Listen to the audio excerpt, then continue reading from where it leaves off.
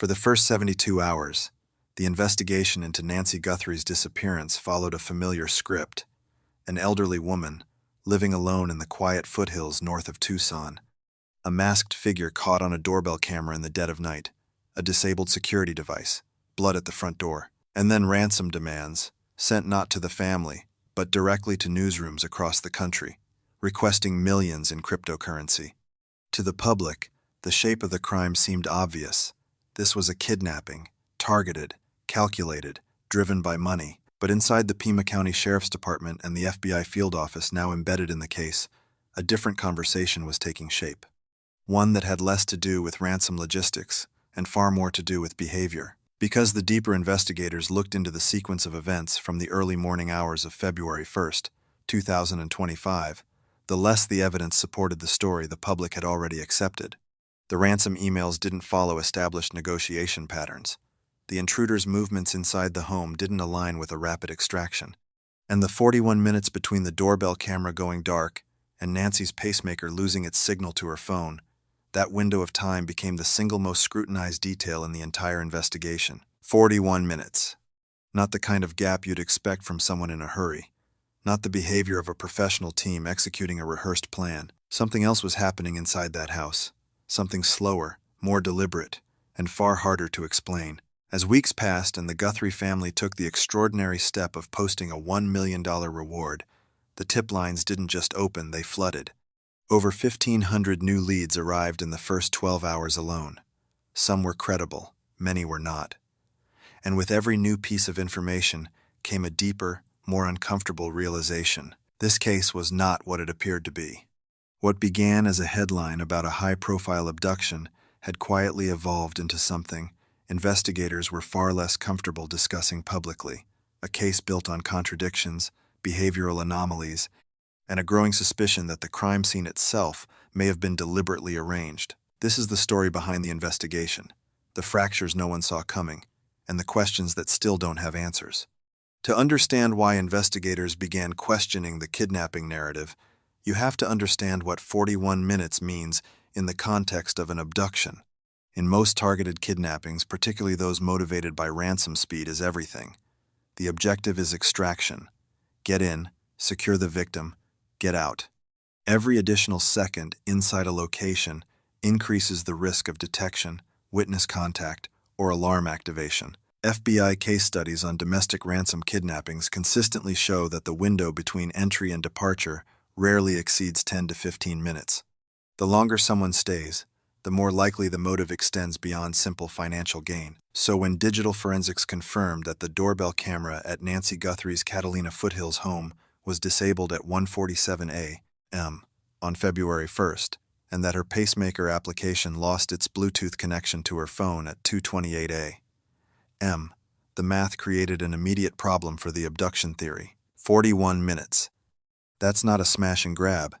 That's not a team executing a rehearsed extraction. That is someone inside a home with an 84-year-old woman who relied on a pacemaker and daily medication, doing something that required sustained presence. In behavioral analysis, a discipline rooted in studying what offenders do at crime scenes rather than what they say, extended time inside a location is one of the strongest indicators of familiarity. It suggests the individual felt a degree of comfort or control within the environment. They weren't rushing, they weren't panicking, they were operating with a level of deliberateness that seasoned profilers associate with offenders who either know the space, know the victim, or both. This distinction matters enormously in how investigators build a profile. A stranger committing a financially motivated kidnapping behaves differently than someone with prior knowledge of the home's layout, the victim's routines, or the security infrastructure. The former improvises under pressure, the latter moves with purpose, and the evidence from that night pointed toward purpose. Consider what investigators already knew. The doorbell camera, a Ring device, wasn't simply knocked offline by a power disruption. It was physically removed. That requires knowing where the device is mounted, how it's powered, and how to disable it without triggering an immediate alert to the homeowner's phone. Nancy's phone, wallet, and daily medications were all left behind inside the residence. Nothing of obvious financial value appeared to have been taken. The blood found at the front door was later confirmed through DNA analysis to belong to Nancy herself. None of this fit the profile of a professional kidnapping crew. Professional operations prioritize clean entries and exits. They avoid leaving biological evidence. They don't linger. What the 41-minute window suggested instead was something investigators were far more cautious about saying publicly: that whoever entered that home may have had a specific agenda that went beyond extracting a hostage for profit. The time spent inside pointed to searching, staging, or interaction that didn't align with the urgency a ransom-driven operation would demand, and that realization quietly shifted the entire direction of the case. In the days following Nancy Guthrie's disappearance, ransom demands began surfacing, but they didn't arrive where investigators expected them to. In a conventional ransom kidnapping, communication follows a predictable channel. The abductor contacts the family directly, privately, and with specific instructions designed to maintain control over the negotiation. The logic is straightforward. The family has the money, the family has the emotional motivation to pay, and keeping the exchange private reduces the chance of law enforcement intervention. Secrecy is leverage. The moment a ransom demand becomes public, the kidnapper loses the single most valuable asset in any negotiation: control of information. That's what makes the Guthrie case so unusual. The ransom demands weren't sent to the family. They were sent to media outlets. Cold News 13, a CBS affiliate in Tucson, received one of the earliest communications. TMZ, the national entertainment and celebrity news platform, received what was later described as a highly sophisticated second demand. The emails requested millions in Bitcoin and cryptocurrency, set deadlines February 5th, then February 9th, and carried the tone of someone who understood how digital currency works. But they violated nearly every principle of effective ransom negotiation.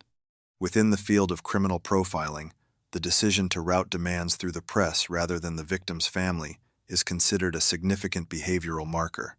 It tells investigators that the person behind the communication may be more interested in spectacle than in transaction. Ransom, in its purest criminal form, is a business operation. It requires discretion, trust building with the paying party, and proof of life to establish credibility. None of those elements were present here. No proof of life was ever provided. The deadlines passed without consequence. And the choice to involve media organizations, entities with no ability or authority to negotiate payment, suggested that the demands may have served a purpose entirely separate from financial gain. Federal analysts and behavioral profilers began exploring several possibilities. One theory held that the ransom emails were designed as a diversion, a deliberate attempt to pull investigative resources toward tracking cryptocurrency wallets and digital communication trails, while the actual perpetrator operated under a different motive entirely. Another theory suggested the emails were opportunistic, sent by someone unconnected to the abduction who saw a chance to exploit a high-profile disappearance for profit. That second theory gained partial traction when Derek Colella, a 42-year-old man from California, was arrested and charged with sending fraudulent ransom texts related to the case. According to law enforcement, Colella had no verified connection to the original disappearance or the initial ransom demands. His communications were classified as opportunistic, an attempt to capitalize on a family's desperation during a national news cycle. But Colella's arrest didn't resolve the deeper question. The original emails, the ones sent to newsrooms with detailed cryptocurrency instructions, remained under federal analysis, and the behavioral profile they generated pointed away from a traditional kidnapping operation. Seasoned investigators understand that how a ransom is delivered often reveals more than what it demands. The method of communication, the choice of recipient, the language used, the deadlines imposed, each of these decisions creates a behavioral fingerprint. And in this case, that fingerprint didn't match the profile of someone holding a hostage for money. It matched someone who wanted the world to believe they were. The distinction between those two things would become one of the most critical fault lines in the entire investigation. While behavioral profilers dissected the ransom strategy, forensic investigators were chasing a different thread, one that began approximately 2 miles from Nancy Guthrie's home.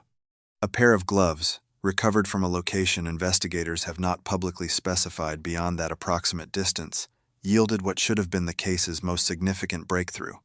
DNA testing confirmed the presence of genetic material belonging to an unknown male. In most investigations, that kind of recovery accelerates everything. A name, a record, a suspect. But when the profile was run through CODIS, the combined DNA index system maintained by the FBI, it returned nothing. CODIS is the largest forensic DNA database in the United States, housing over 14 million offender profiles and nearly 5 million arrestee profiles. It operates on a tiered structure. Local laboratories upload profiles to state databases, which then feed into the national index.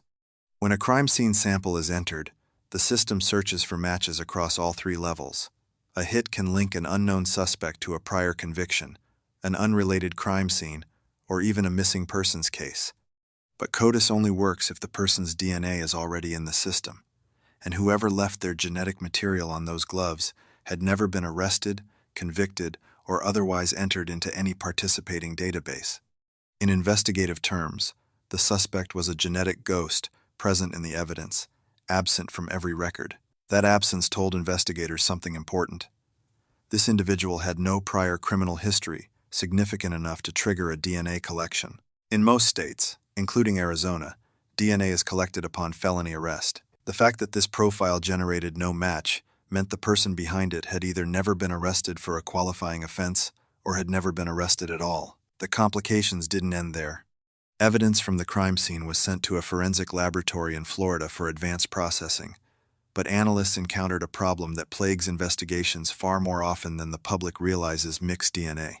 When biological material from multiple individuals is present on a single surface or item, separating those profiles becomes exponentially more difficult. The more contributors, the harder it is to isolate a clean single-source profile suitable for database entry or comparison.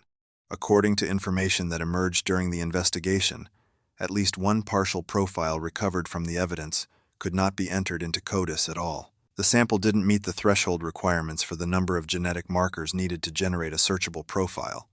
It existed in a forensic gray zone enough to suggest the presence of an unknown individual, but not enough to identify them through traditional database comparison. This is where investigators turn to a newer and increasingly powerful tool: forensic genetic genealogy.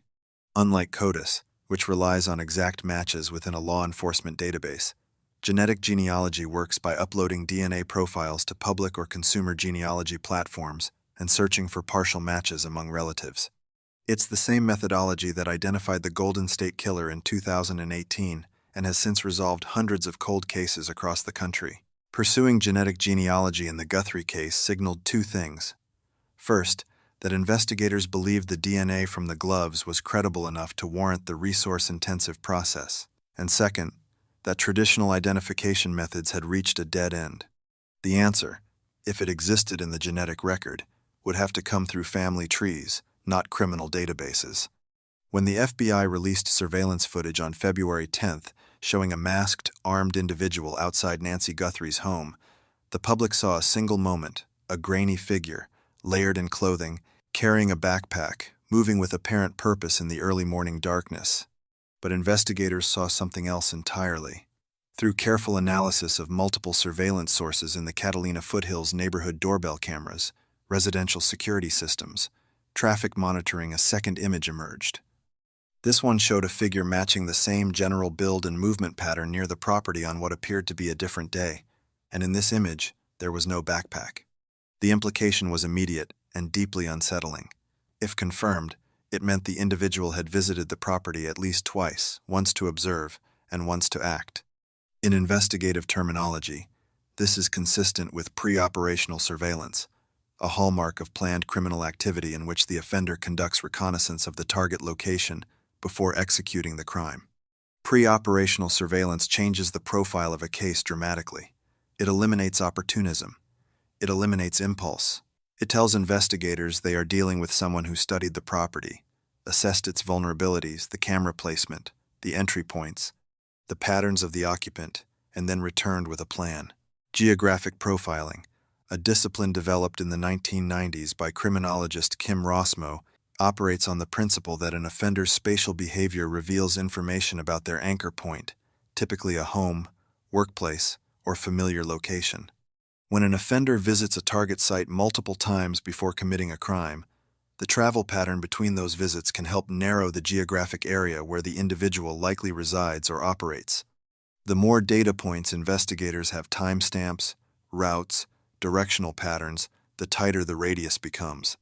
In the Guthrie case, the possibility of two separate visits gave analysts exactly that kind of data. If the figure approached from the same direction both times, it suggested a consistent origin point.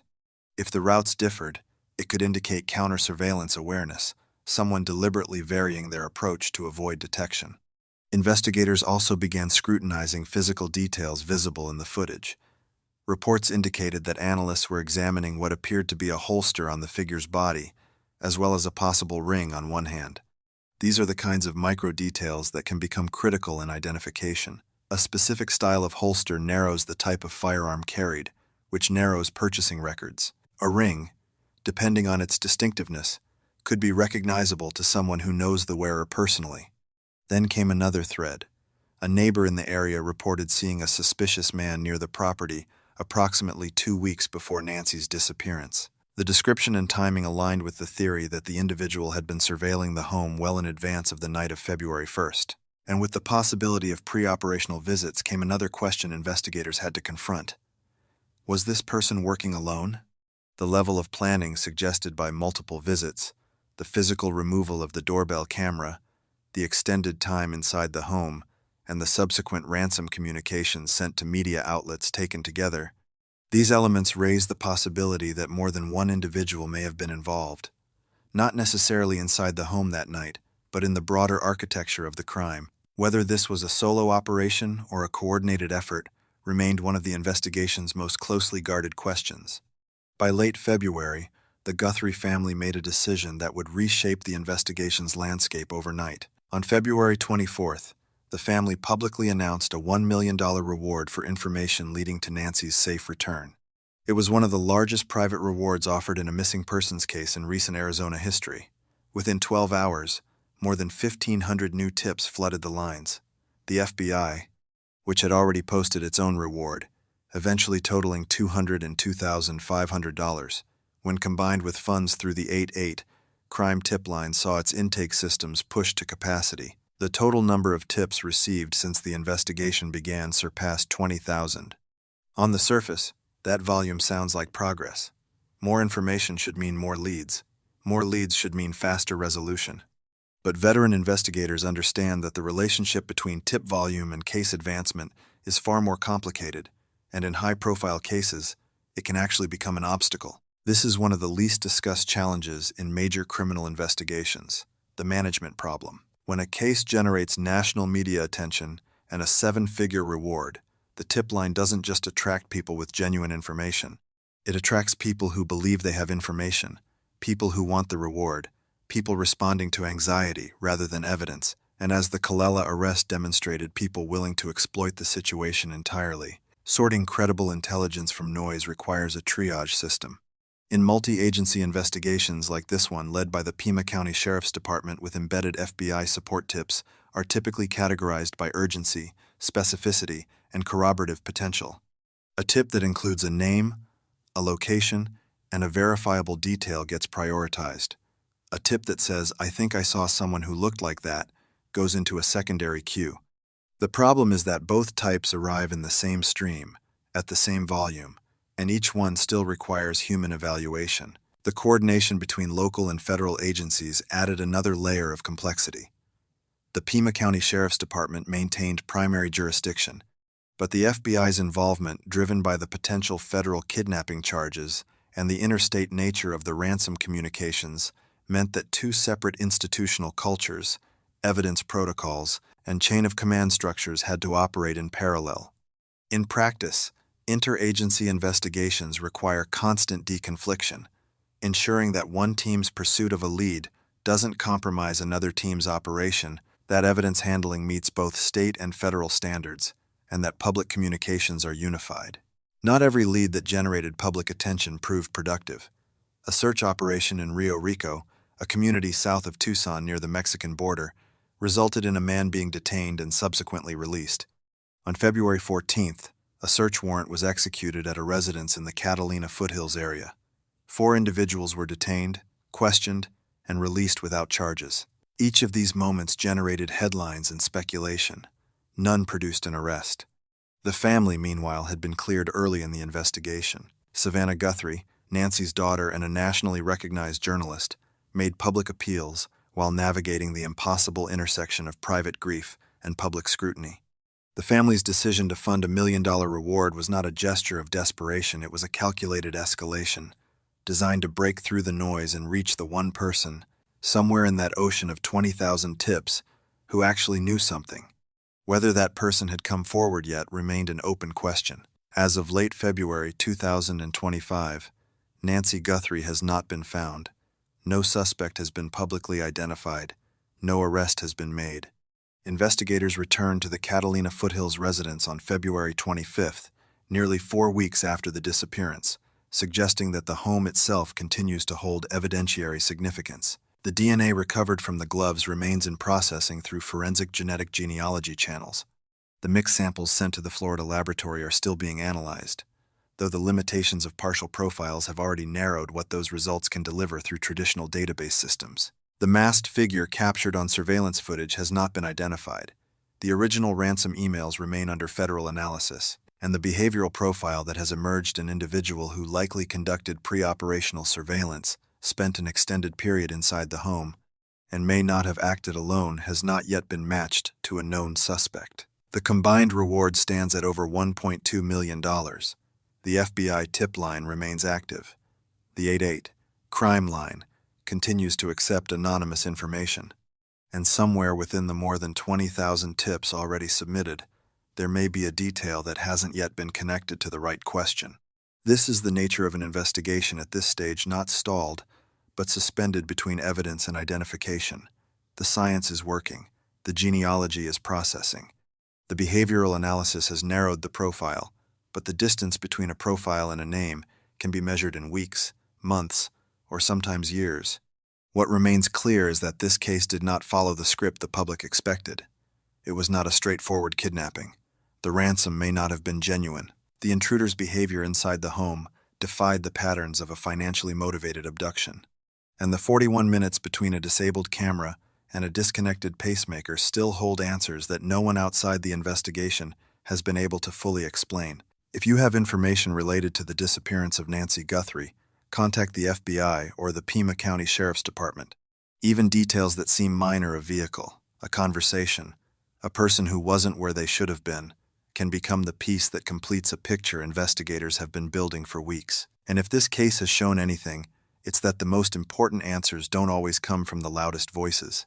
Sometimes they come from the one person who's been watching quietly and hasn't spoken yet. Subscribe to Criminal Crimes so you don't miss the next development in this case.